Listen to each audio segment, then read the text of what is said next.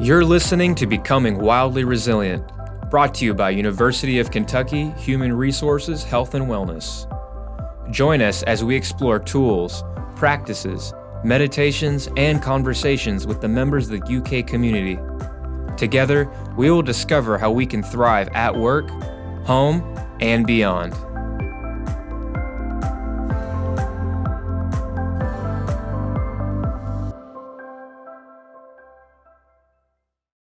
Hello, everybody, and thank you for tuning into Becoming Wildly Resilient Conversations. My name is Sebastian Calmes. I'm a wellness specialist with UK HR, Health and Wellness. Today's topic is social connection and how it impacts our well-being. With me today to talk about social connection is Dr. Laura Escobar-Ratliff. Laura, thanks for being here with me today. Would you mind telling me a little bit about your background? I'm a social worker. I've been in social work 25 plus years now. Was not planning to be a social worker. I was planning to go into law. I wanted to be a child advocate. But after I got my undergraduate degree from Transylvania University in political science, I started working with children in residential treatment. And that led me down the path to social work. Probably 10 years into it, went and got my master's. And I started my career working with children who were survivors of abuse. Then I transitioned into working with adults. The majority of my career has been working with adults with severe and persistent mental illness and co-occurring substance use. I worked primarily in community mental health services for about 15 years. Then I started teaching adjunctively. Back in 2020, I transitioned to the University of Kentucky full-time to teach at the College of Social Work in the DSW program.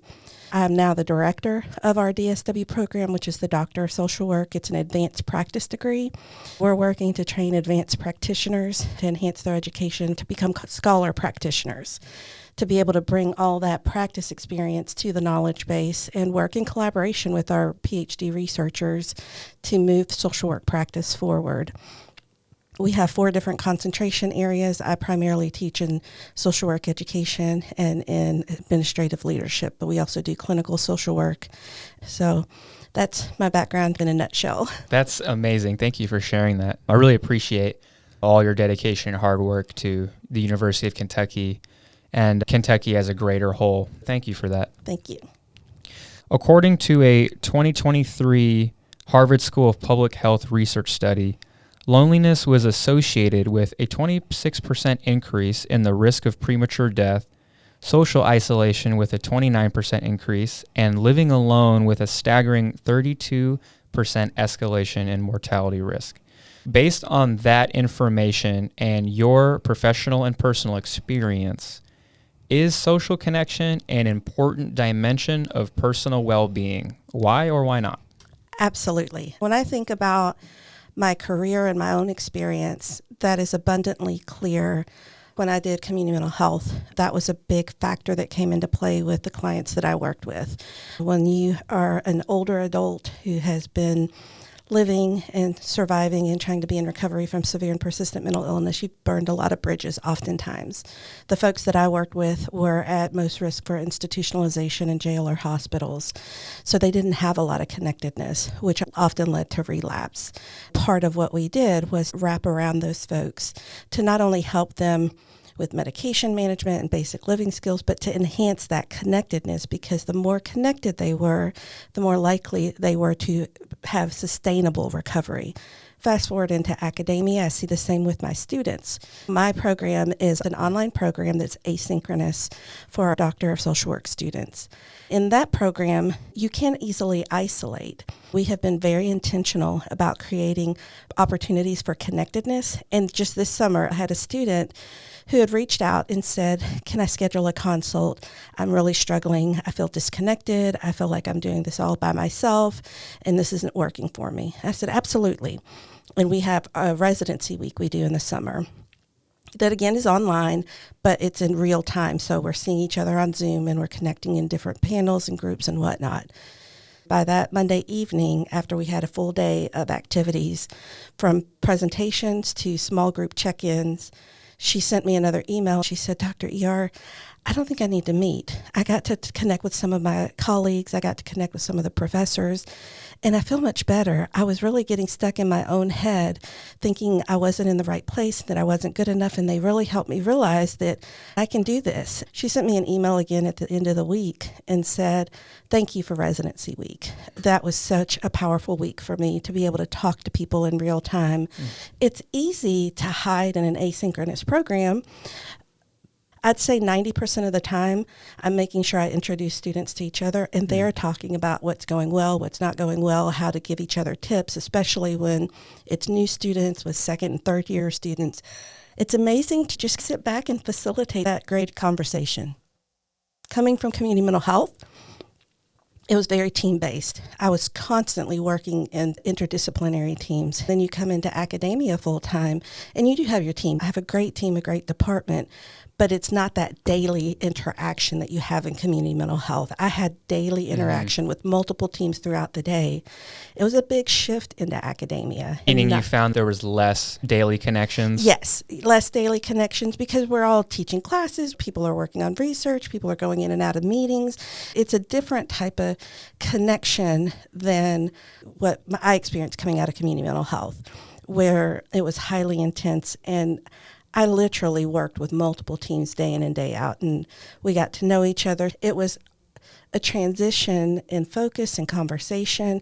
I think I knew 2 people when I came here, and I know myself. I can be extroverted when I need to be. I have to mentally turn it on, and I wasn't doing that. In the very beginning, once the newness started to wear off, I realized I was feeling disconnected. I wasn't doing my part to reach out. There's a two-way street in social connectedness. I have the skill set to do it, but I was getting lost in my routinization, which I think happens in social connectedness. Here at UK, if people are teaching classes and your classes are at different times, you might be up on the floor, but half the folks are gone either teaching another class or doing their research, and unless you come together for a meeting, you might not see as many people. That was a very different experience for me. I was used to my office being a revolving door of people coming to talk about different things. So I had to become more attentive myself to that social connectedness. The intentionality around making those social connections so that you have a holistic experience in your work life is just as important as in your personal life. Yeah. You mentioned you can be extroverted, but you have to turn that on. Are you saying more naturally you're more introverted? Yes. What does that mean for you turning that on? Was that a daily practice, or what did that look like? So for me, it truly is a cognitive exercise. I remember the first time I recognized I had to turn it on. I was a junior in high school, and I had been appointed to Leadership Louisville. I grew up in Louisville. And I was representing my high school. There was one other representative that was supposed to be there, and he called and he said, "I'm sick, I'm not going to make it." So I knew nobody. And I remember my dad dropped me off. He said, "Have fun, go meet some people." I saw a row of young people my age standing against the wall. In my head, I said, "Okay, Laura, you're either going to be a wall on the flower and be miserable, or you're going to go out there and meet people." I literally took a deep breath, and I walked up and stuck my hand out. I was like, "Hi, my name's Laura. I'm from J-Town High School. Nice to meet you." And that got the ball rolling. It's similar today of recognizing that this is something I have to do, not just for me, but for who I'm engaging with. That engagement isn't just about my own wellness and connectivity, but the person I'm connecting to. I almost call it a mental click in my head to think through that. Some of the tips and things I've learned is people are so much more comfortable talking about themselves. So I try to ask open-ended questions. I try to make sure I learn people's names because people become more comfortable. When I meet somebody, I'll look at them, they'll tell me their name, and I'll repeat their name twice while looking at their face to help me to remember their name. When I am going to present or teach a class, I know it takes a lot of energy, so I prepare for that. Sometimes I'll get a cup of coffee or something to give myself a little boost, but I do prepare for anything that requires any type of professional presentation. I prepare very well. I don't do things like that off the seat of my pants. Some people can do that well. That's not something that is innate in me.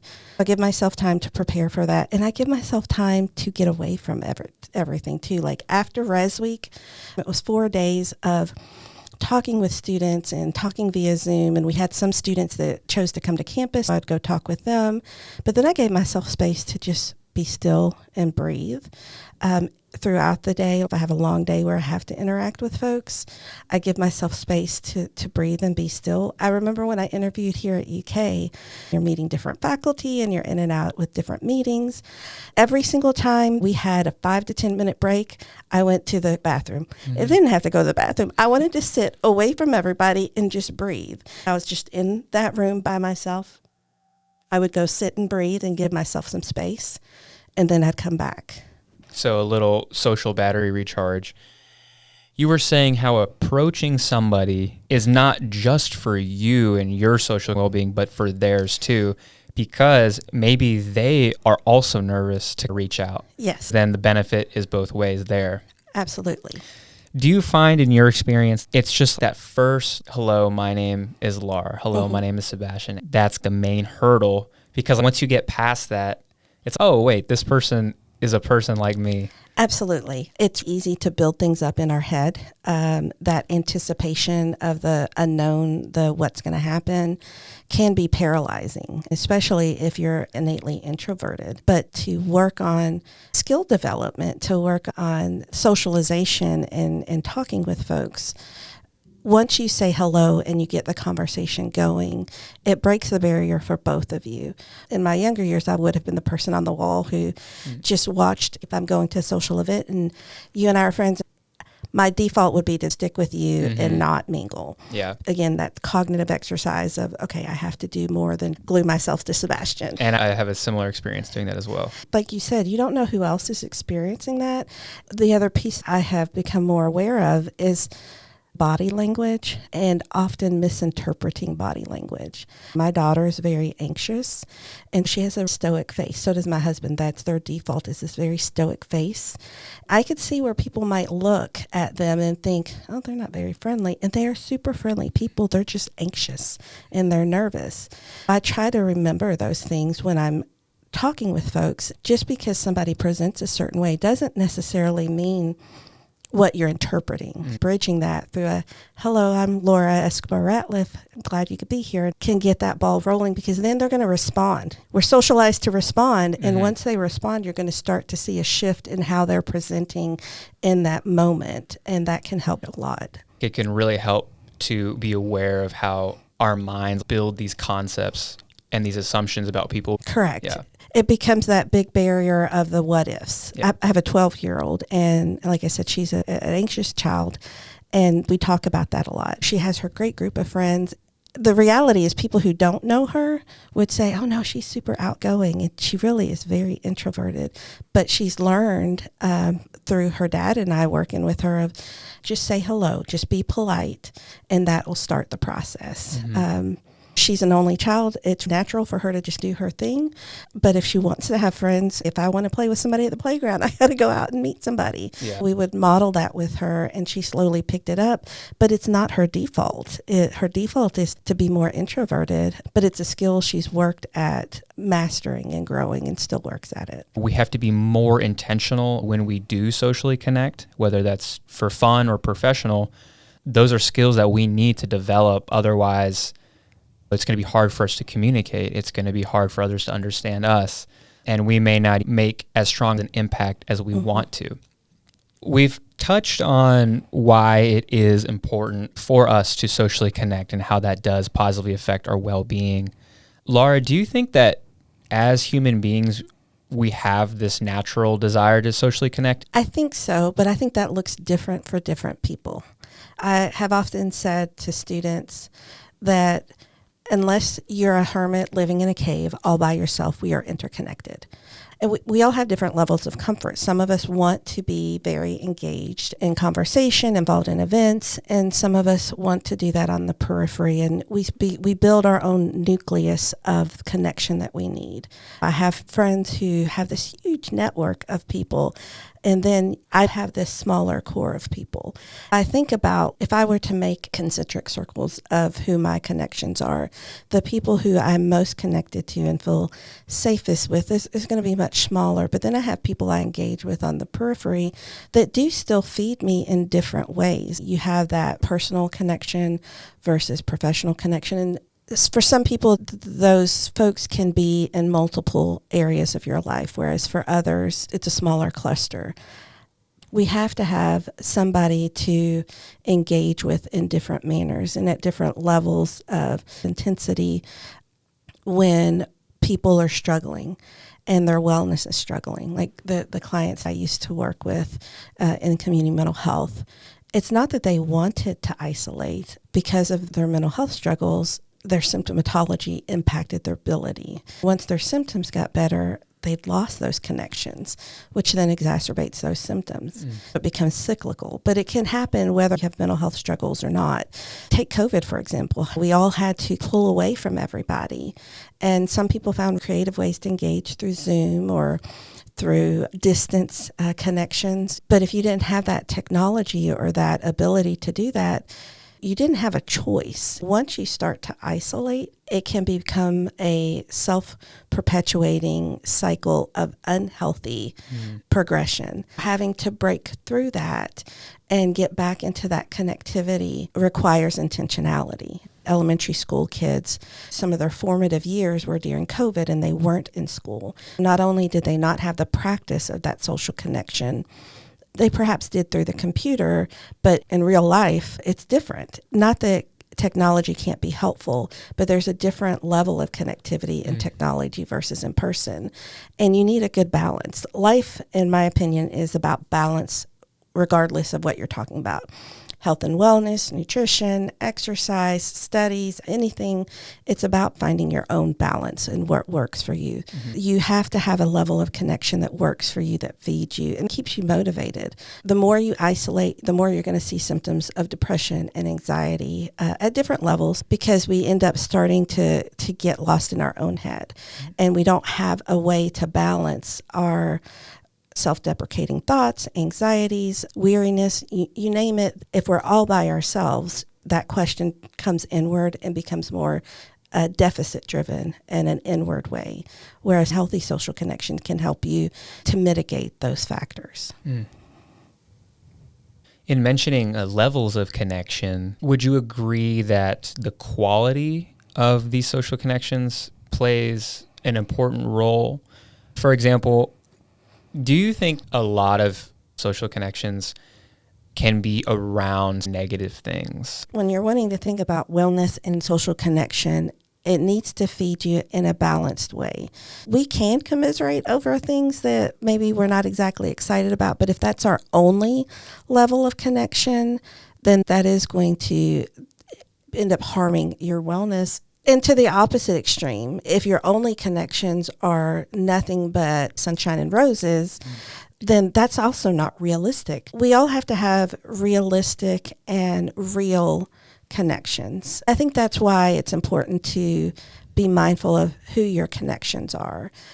My core group of folks that I connect with will both commiserate with me on things that aren't going well, but also call me on it when I'm stuck in that negative frame of thinking and build me up when I need it. But if they can't be constructive, then that becomes detrimental, because then all you're focusing on is negativity and strain, which will take its toll. That strain, negativity, stress will take its toll on your own wellness. And if there's two people that are echoing these negative thoughts back to each other, that just magnifies that. It can really help somebody to make social connections with people that may not necessarily see things the way you do, but then have that powerful conversation in a productive way. Yes, with the right cluster of folks. Maya Angelou said, once somebody shows you who they are, believe them. It is important to engage with folks who don't think exactly like us. That's good for well-roundedness. But if it's so polarizing that it's causing harm, that's not going to be helpful either. Right, yeah. You have to be able to hear one another. And I think that's where sometimes we struggle. It doesn't mean you can't have conflictual conversation. Conflict is part of life. It's healthy in the appropriate manner. Conflict that ends up in nothing but harm or violence, that's different. We have to learn to have difficult conflictual conversations to move forward. A person with good, healthy social connections should be able to navigate challenging conversations with their right cluster of folks. If I'm on the outer periphery of my cluster of connections, I may not have those difficult conversations with them, but I may try to get to know folks in that more intermediate stage of my cluster where I feel safer to have diverse conversation. For me personally, I have a very close group of friends. I have a few good friends. I feel like those are high quality connections, high quality friendships.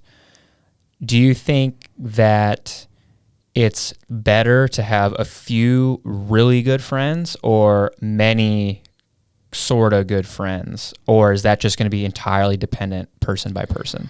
I think it varies person by person. I would worry for folks who don't have a core group that they can truly depend on. Because if your connection is always on that outer rim of being more superficial, then you lose the potential connectivity that helps your overall wellness through challenging times, through celebratory times. I just had my 30-year class reunion for high school this past weekend, and there was 5 of us that were super close in high school.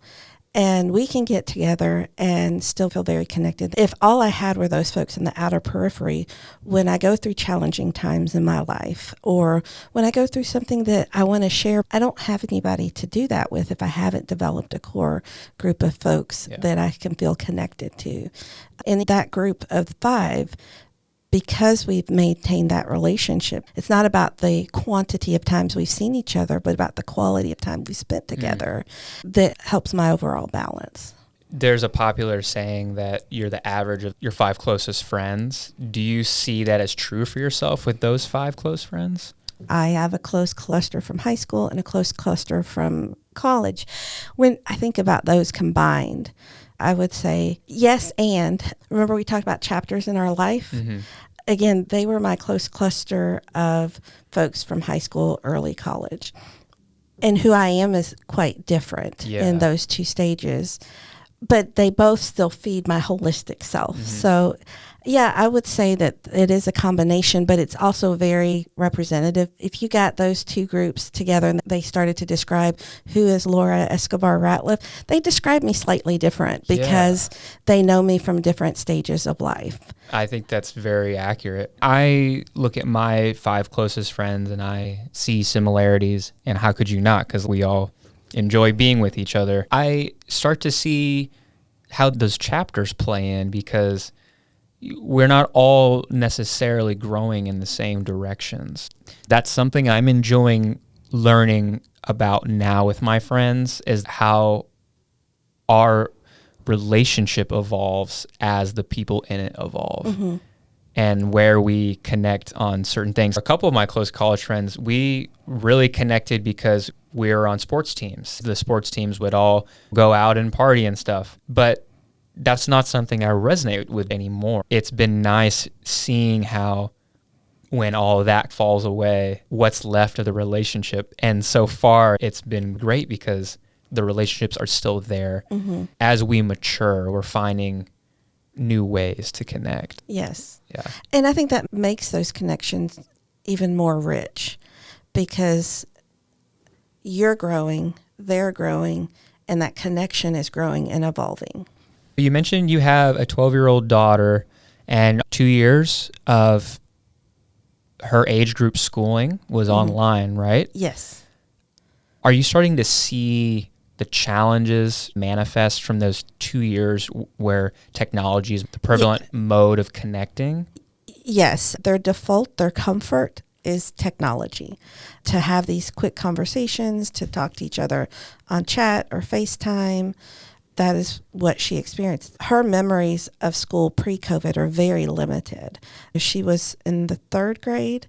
She'll remember little things, but not nearly as much. It's during COVID when we were doing things online. My nephew would come and that was her primary interaction, or waving to kids across the street. But that online engagement became pivotal. She started playing video games and her friends would get in these group video games. Those were normative for her.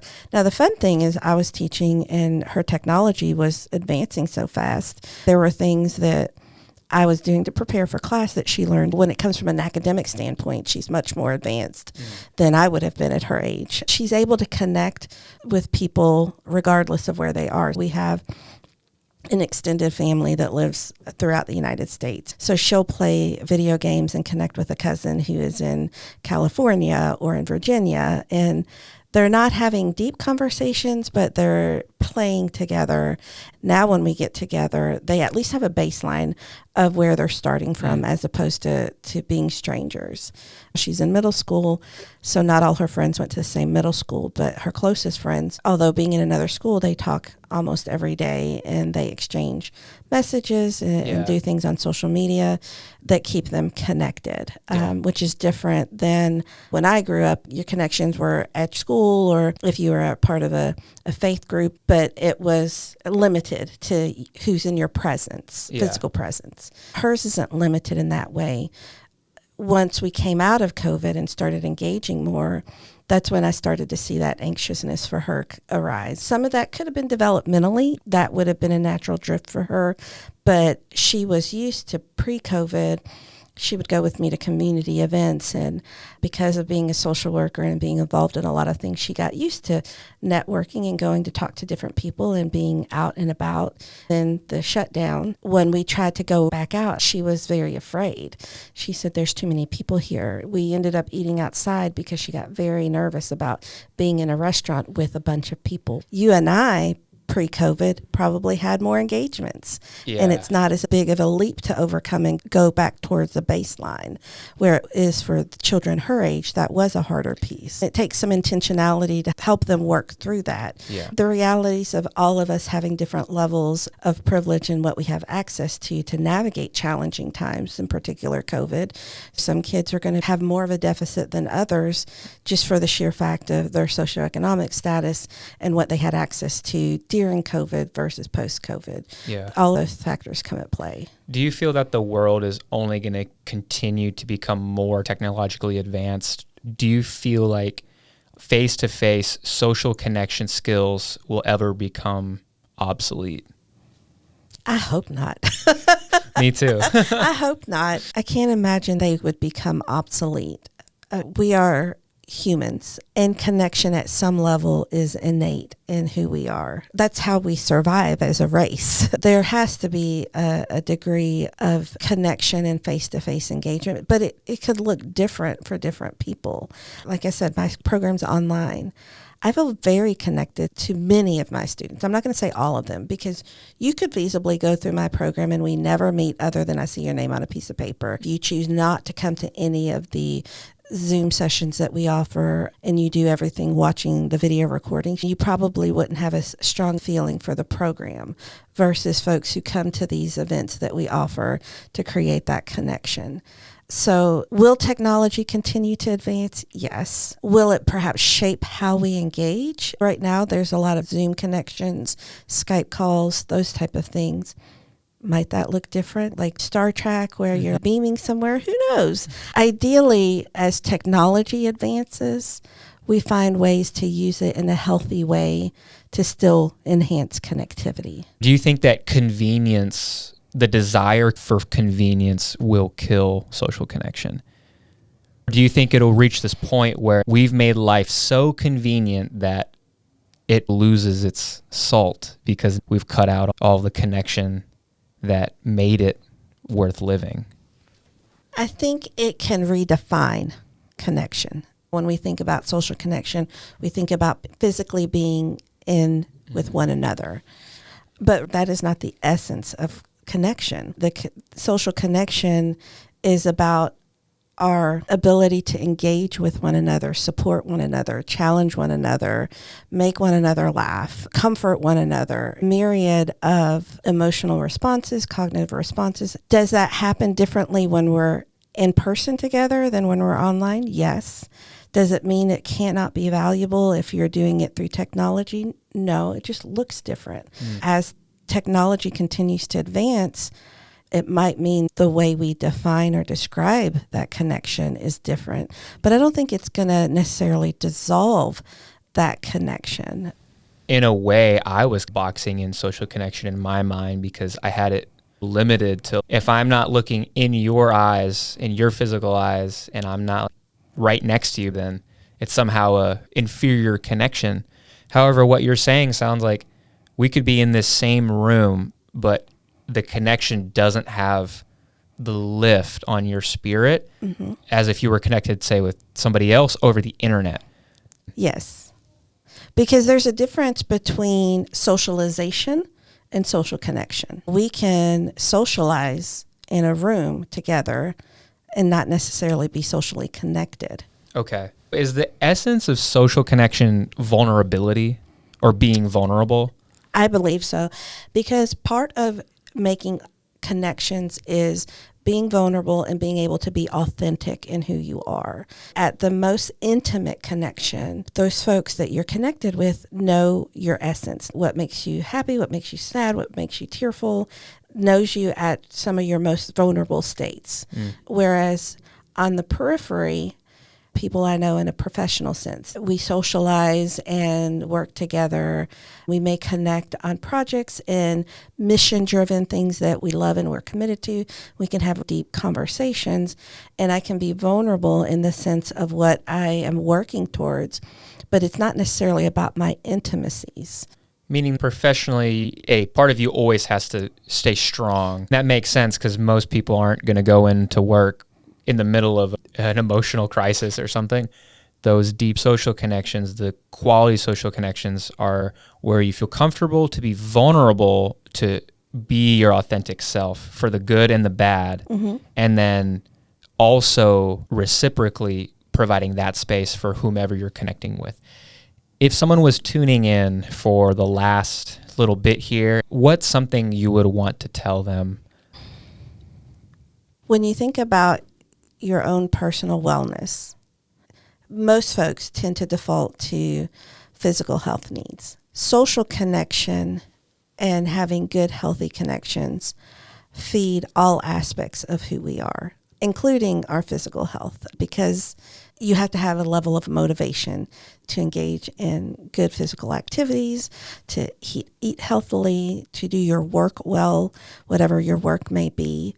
The better we are in the core of our connectivity and wellness, the better we are in all aspects of our life. Social connection is finding the level of connection that works for you, that you're comfortable with. We all grow if we're willing to be vulnerable and authentic. And we all need a space where we can feel like we can be vulnerable and authentic. That might be one or two other people, and that's okay. Or it may be with a larger cluster. But part of growth as a human requires introspection and requires us to be able to challenge ourselves. Often we need help with that. And so having good, healthy social connections at whatever level works for you is a key component to overall wellness that will filter into other aspects of your lives. Yeah. The core cluster acts like a home base for us. We can work from and then come back when we need to recharge. That home base instigates growth too, because the people in that group can help keep us accountable, help keep us on track, being in alignment with the values that we want to be in alignment with. Thank you, Laura. I really appreciate you being on the show today. This was a great conversation. Thank you. I look forward to seeing you around campus. Thank you for having me. It was great to be here. Thank you for listening to today's conversation with Dr. Laura Escobar-Ratliff. We discovered that feeling socially connected is a two-way street, meaning that social connection is our responsibility, something that requires intentionality in order to create and maintain meaningful social connections. We also learned having a core group of connections provides us with a space to be our authentic selves, a place where we can share not only our wins, but our losses too.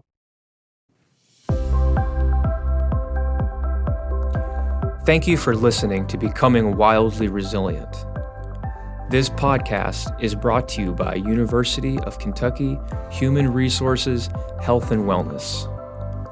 We offer a wide range of online and in-person services to support the well-being of UK employees, retirees, and their spouses.